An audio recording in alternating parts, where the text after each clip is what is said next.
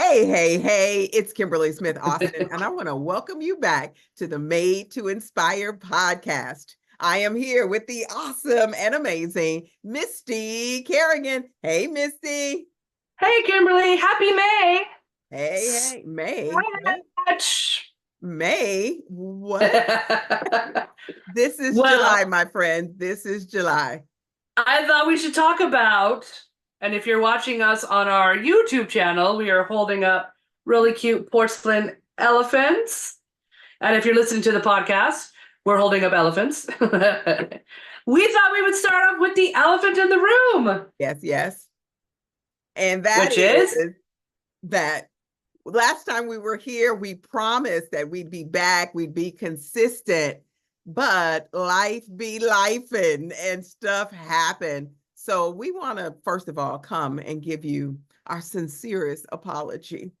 We do love you and we value you and we appreciate you all coming and being with us.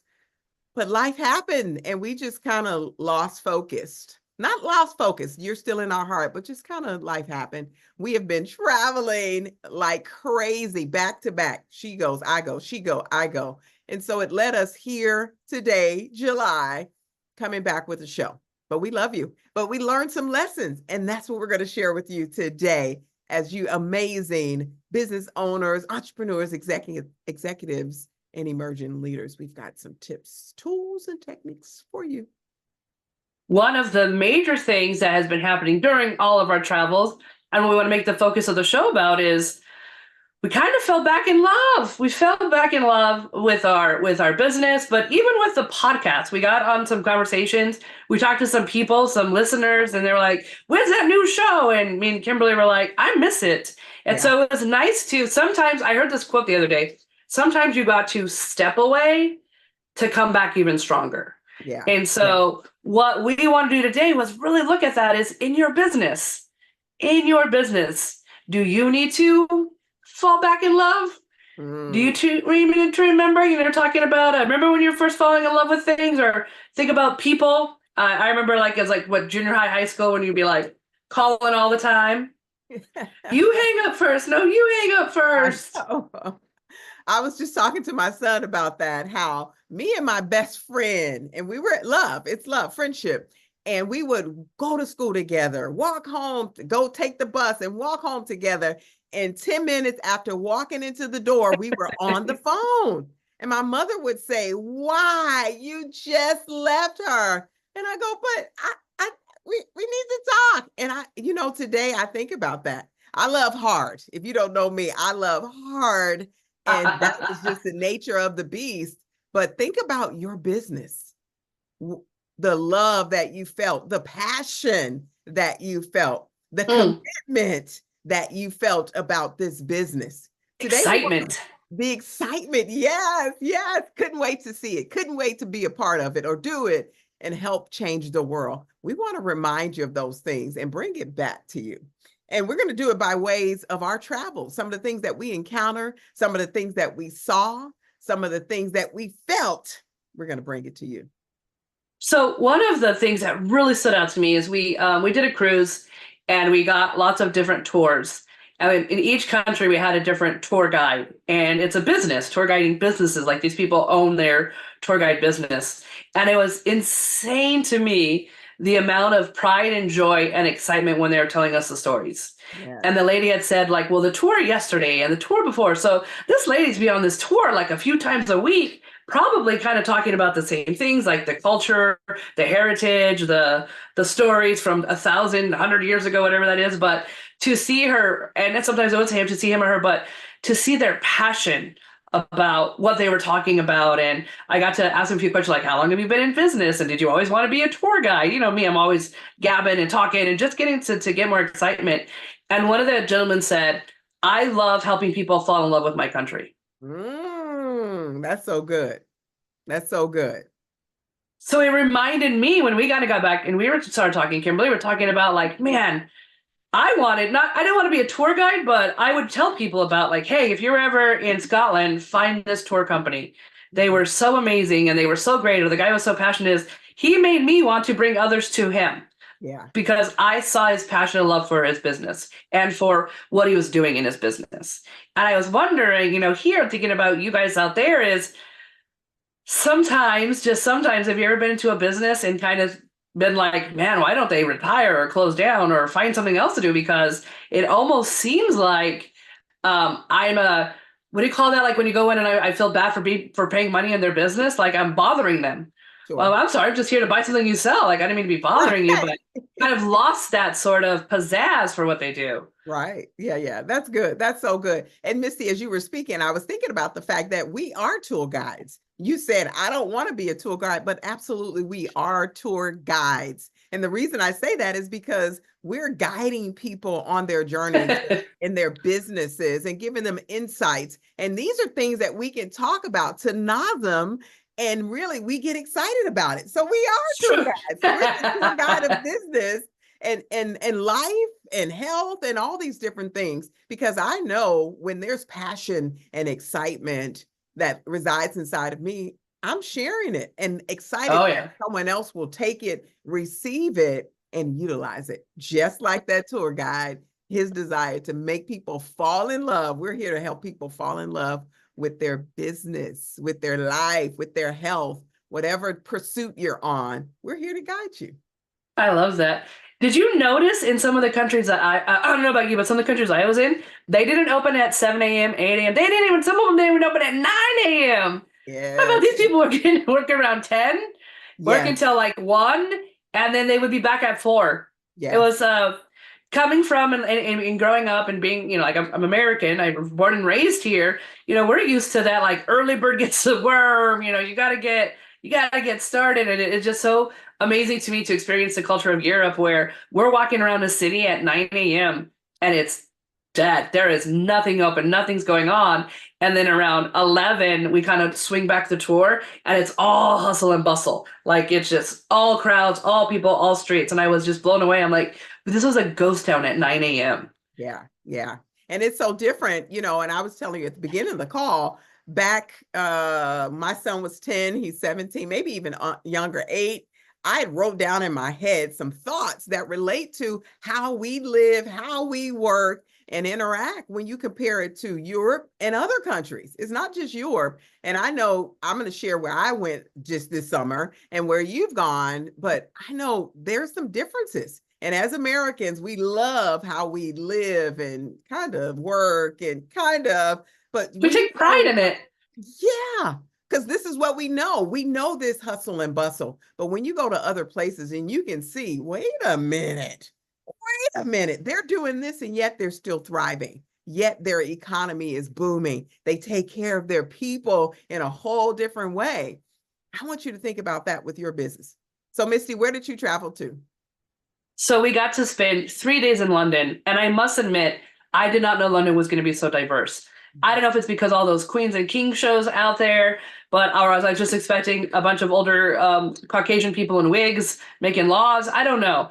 But when I got to London and we landed, got off the plane, was immersed in diversity and food and people and music, and it was such a fun time. We spent 3 days just discovering all the parts that most tourists go to, right? Like the bridge and the different things. But then we also got to do some other like small pubs and just get to know some people. And then we jumped on a boat and we went to Scotland, Ireland, Belgium, and Paris. Nice, nice, nice. We haven't talked details about the trips, but wow, those were amazing places. And while you were there, what did you encounter? What did you feel throughout your experience? So they always there's the quote I really love, and it's like something like in a New York minute, which means it's fast paced.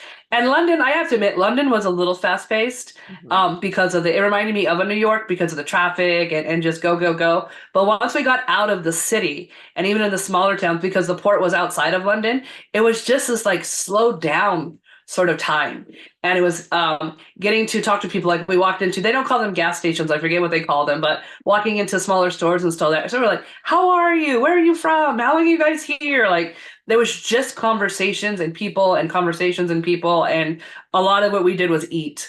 Wow. So what I noticed about a lot of the other countries, and as distinctly as they were different, they all sort of had this like slower pace than we do, and people really took pride in the things that they did. So like the one of my friends doesn't eat gluten or something, and we were at a place and the guy offered her bread and he's like, oh, I don't, I'm not gluten free, and he's all like, my bread, it doesn't have gluten. And we're like, oh. And so he went and baked something really quick and brought it out, and like that, and it was like just wanted to experience it. So it Wow. was really really fun to kind of see the meals last longer. Did you notice that too? Hmm. So in America, we have quote fast food, and you're Yeah. like you're always going and all that. Yeah. In Europe, you have to ask for your check. They'll let you be there all You night really if do. you You're want like, to nah, you're be. gonna bring me the check, and you're just Yeah, kind of like like, I'm I'm ready to sorry. Yeah. go. And I'm Mm-mm. talking courses. Yes, Like here's the this and that, and you're chatting, and most of the meals were like I want to say about 2.5 hours when we absolutely. were when we were just out in the littler restaurants, and I'm talking with the owners and the staff and stuff. So it was a beautiful experience coming from us. We'd be like, hustle, let's go, let's move, let's. Right. I mean, we know you, Kimberly, right? We're like, go go go, what's next? And so it was such a great. I'm curious on what you got to do. Your son graduated high school. He's off to a really awesome university, and you guys are kind of doing a congratulation, but son and mom trip. Yeah, yeah, we had a great time. We did 3 weeks in Europe, which was great. And I'll tell you, some parts were planned and some parts were, let's just do this. And that's Wow. beautiful because for me, I knew it worked for me. For him, I didn't necessarily tell him all the details because I think he needed a little bit more structure. But we started off the trip in Norway, which was kind of a dream. We knew that we were going to Italy to jump on a cruise. So we did land, cruise, land. We knew Oh a wow. cruise ship left from Italy, but as I was exploring plane tickets, I said, where can I get a longer layover that would allow me to go here, there? So we started in Norway, and let me tell you, Scandinavian country, loved, loved, loved it. Just being there for a day and seeing the culture, meeting the people, eating the food was fantastic. And they definitely are a slower pace culture. Had some time to talk to some of the people and learn a little bit about the Vikings and all that stuff. So different.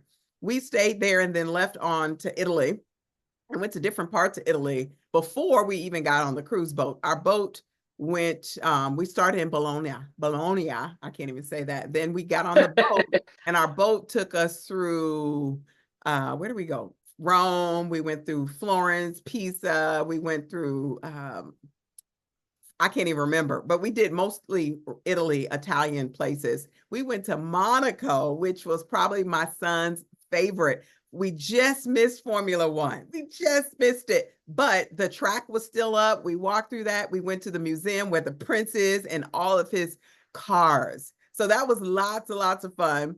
We went to Nice, France, where the Tour de France was coming through. So we had some amazing timing. I think that was so good. The Tour de France was coming through. From there, we went on to Spain, Barcelona. If you have not been, you must go. The food, the pace, like you said, Misty, things shut down. And I love that because we don't do that here. We go, go, go, go. It's the hustle, it's the grind. Let's go, let's go. And they said, yes, we can hustle, we can grind, but not at this time. I'm taking a siesta.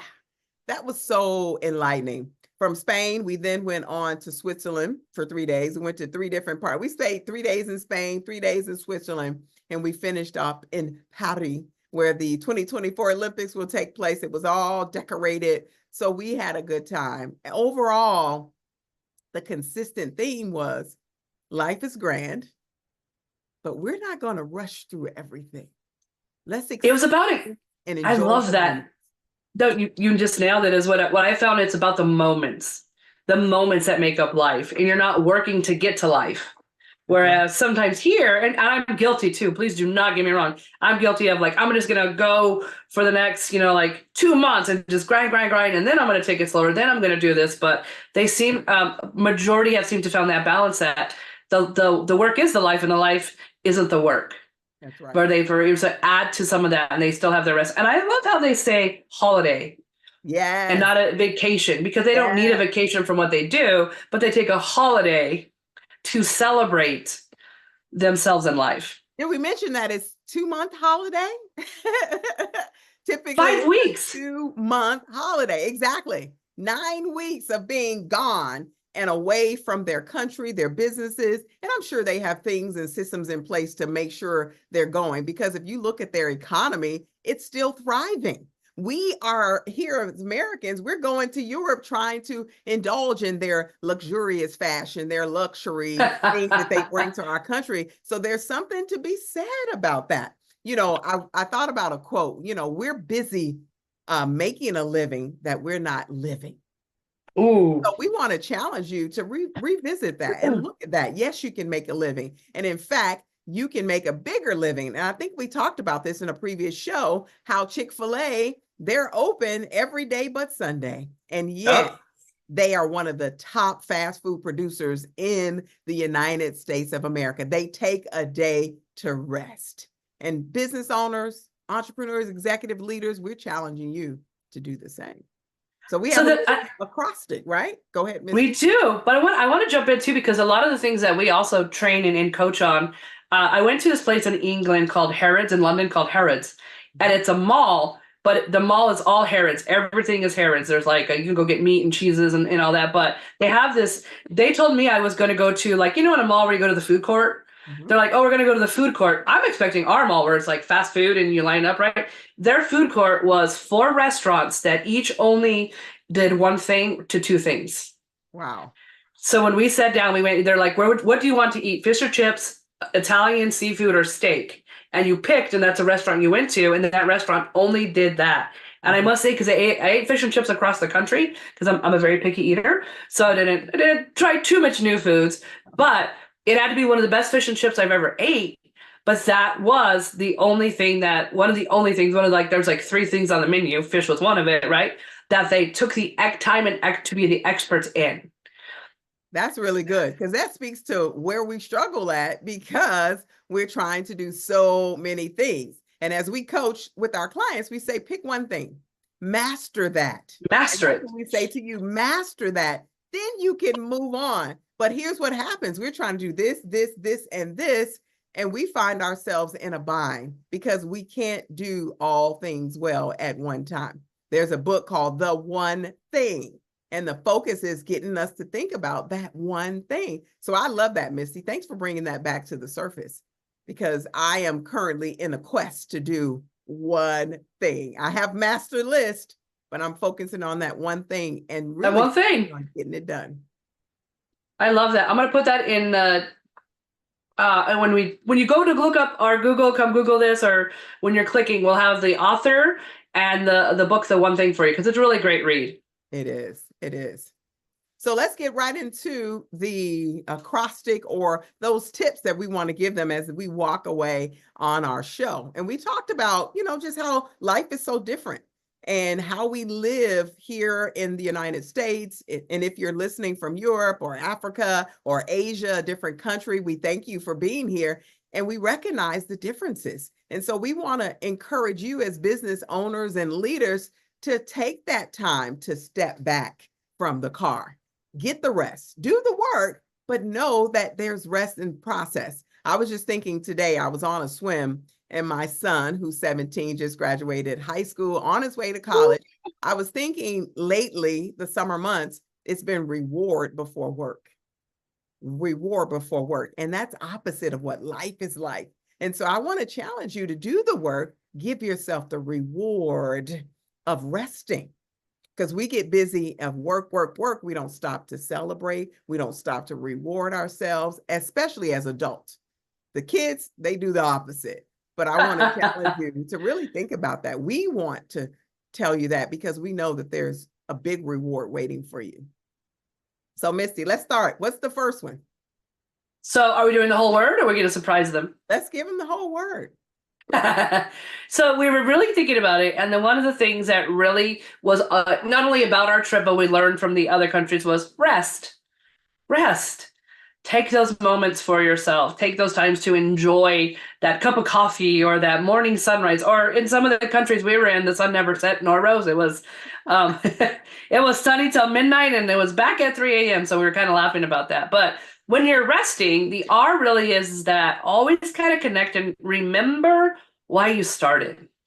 Remember why you started, because that'll help with your spark. And when you get your spark, that'll start your fire. And in your fire, your fire will be a magnet to bring people towards you. People get excited about passion. People want to be around passion. People want to be around passionate people. So having that spark back into why you started that business. For you, brick and mortars, how did it feel when you got your keys, or when you opened the door and heard that bell ring, or when you put up in the open sign, right? Like that's the sort of thing to kind of soak in. Or maybe you work from home and you have that online business that you started, or as for us consultants, when we have that first contract and we got to go into someone else's business and help them, is that kind of helps you remember why we do what we do even today.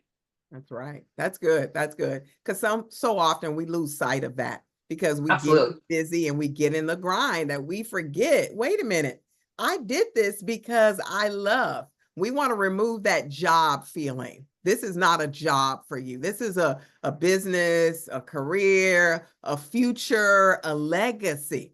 And when you change the frame of that and you change your thought process, it helps you get back to the joy. It helps you get back to the excitement and the thrill of doing the work. So remember why you started. But the next one, the E, is about evaluate how you work. And I know I'm guilty. I will go.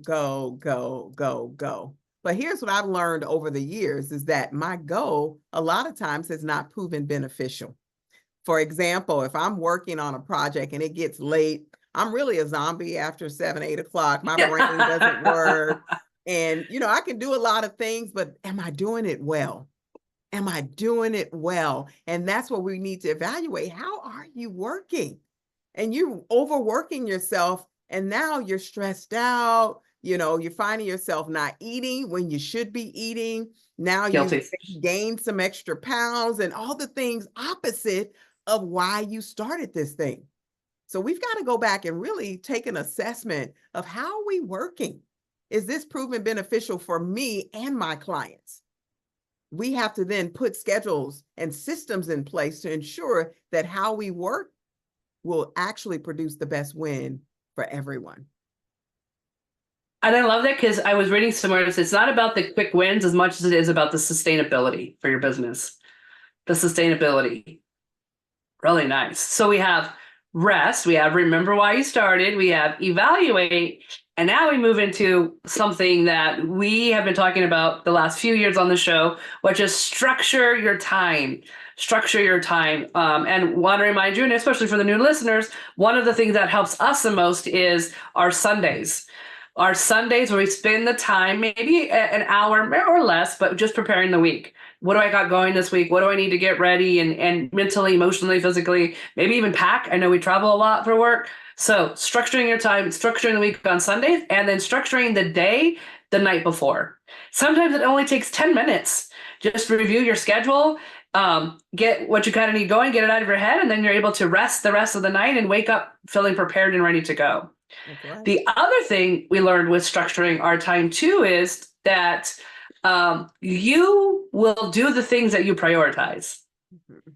It's not that there's not enough time in the day. It's just that sometimes unfortunately, the priorities we are living are not our priorities that are going to push us to that level that we want to be. That's right. So we will always make time for the things we prioritize. So part of structuring our time is really in that evaluation period.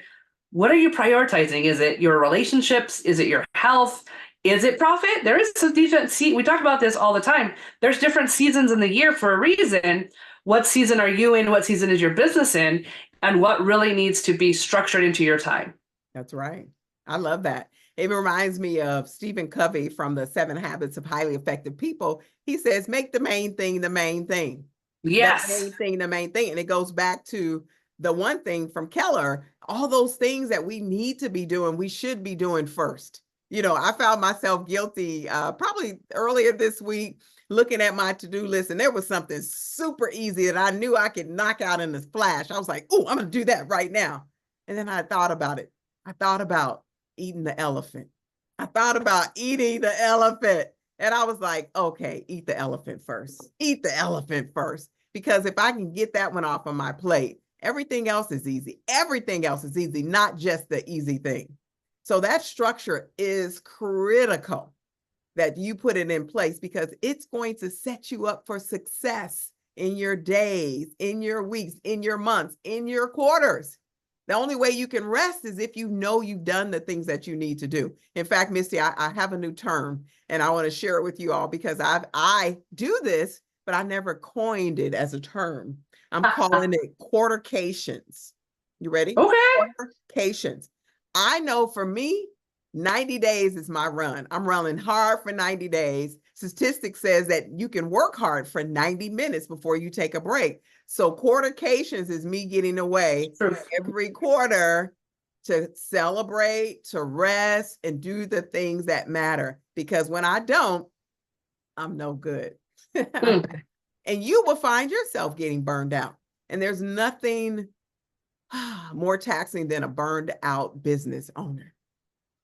Your profits, your employees, all these things just go down the hill. And so we have to invest in ourselves, invest in systems, show up and get the rest so that we can actually take our businesses to those next levels. Quartercations. I love that. Quartercations. All right. So we have remember why you started, evaluate, structure your time. What is the T in our rest? Treasure your time and treasure those people. And I want to start with the people side first.